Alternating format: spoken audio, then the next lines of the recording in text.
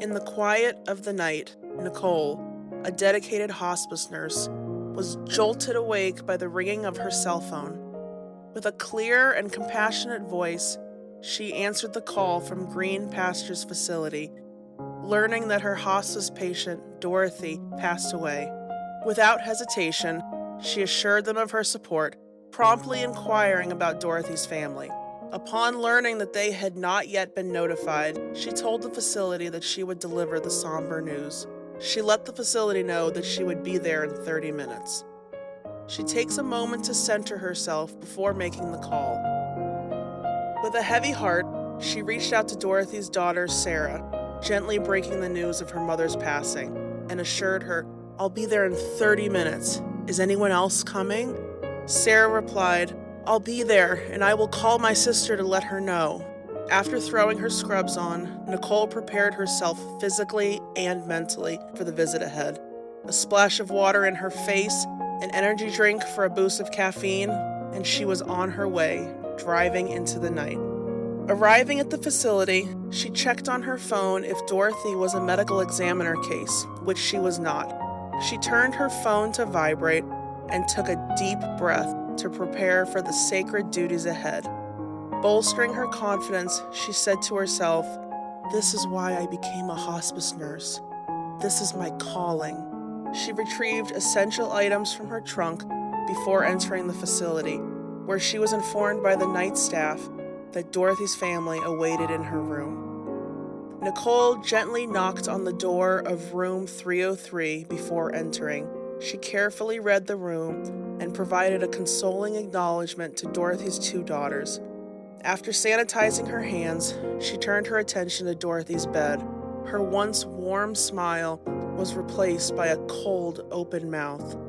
The tension was palpable in the air as Nicole checked her vitals and pronounced Dorothy's death. 1:34, Nicole said out loud. Turning to the daughters, she said, "I'm so sorry for your loss." She provided whole-body listening, not just listening to their words, but their tone and body language as well. In her experience, Nicole had seen it all: denial, anger, bargaining, depression, acceptance. Sometimes she just sits in silence with a family. Everyone grieves in their own way. In this situation, she carefully validated their grief, adjusting her energy to match theirs. As they spoke, she silently assessed if she needed to call in for additional grief support. She didn't. She was prepared for this. She was present. At an appropriate time, she motioned to excuse herself, then said, "Let me give you some space. I'll be at the nurse's station to get some paperwork done and to call the funeral home. Sometimes they can take a while." She continued, "Anything you need, I'm just outside." She stepped into the hallway to handle the necessary notifications, contacting the funeral home, the doctor, the pharmacy, and the durable medical equipment company. Every loose end she could think of was tied up. She sent her hospice team a death report so the bereavement counselor could pick up where she left off.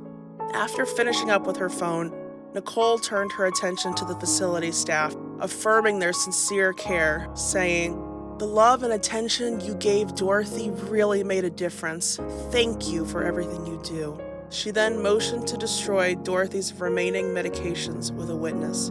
She grabbed the hospice binder and filled out a release of remains form in anticipation of the funeral home director's arrival. Nicole proceeded to open up her laptop, chart her visit, and put in for a discharge order. She closed the chart and packed up her things. Rejoining Dorothy's daughters, Nicole engaged in a heartfelt conversation about their feelings, interrupted only by the arrival of the funeral home director. He approached the family with dignity and grace, asking the daughters to step out of the room. Now that the family was outside the room, Nicole removed the catheter to assist the funeral director. She joined the daughters in the hallway, where the director cleaned and prepared Dorothy's body. The door opened, and he silently brought out a gurney, a difficult moment for the daughters. He turned to them and said, "I'm so sorry for your loss. We will give you a call in the morning." Before leaving the facility, Nicole said to Dorothy's daughters, "Caring for your mom was something very sacred. I want you to know that if you need anything, just call us." After saying her goodbyes, she made her way back to the parking lot. In the solitude of her vehicle, Nicole allowed herself to feel the weight of the night's events. She took a deep breath, left her feelings with God, and set a course back home.